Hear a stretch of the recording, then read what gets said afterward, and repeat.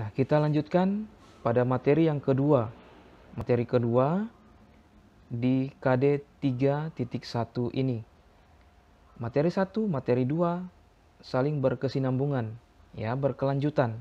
Karena ini bagian dari manusia sebagai citra Allah. Nah, materi yang kedua ini di sini diberikan judul berbeda untuk saling melengkapi, ya. Berbeda untuk saling melengkapi. Pada penjelasan bagian akhir di materi 1 tadi dikatakan manusia ini memiliki ciri kodrati yang menjadikan mereka melaksanakan tugas dan peran serta tanggung jawabnya masing-masing. Namun pada akhirnya mereka dapat saling menyempurnakan. Nah, di sini mereka dalam perbedaan itu untuk saling melengkapi. Ya, perbedaan yang ada bukan untuk disama-samakan, namun dengan perbedaan itu mereka akan saling melengkapi. Nah, baik. Nah, perhatikan pada 3 gambar pada layar tersebut. Pada 3 gambar itu terdapat masing-masing kemampuan seseorang atau bakat seseorang, ya, bakat seseorang. Jadi berkaitan dengan gambar itu merupakan sedikit dari kemampuan yang disebut talenta atau bakat yang disebut talenta dari setiap manusia ini dimiliki oleh kita. Namun masing-masing berbeda, ya. Dan kemudian ada yang banyak, ada yang 1, ada yang 2, ya.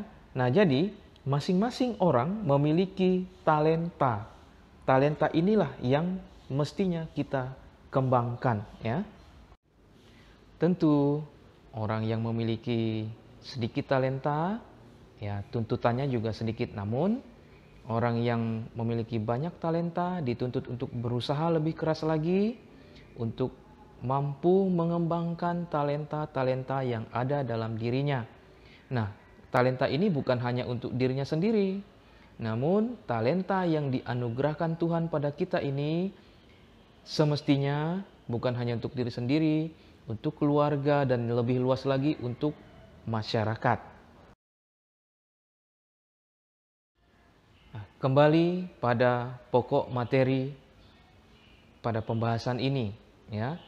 Kita dituntut untuk saling melengkapi, berbeda namun mampu untuk saling melengkapi.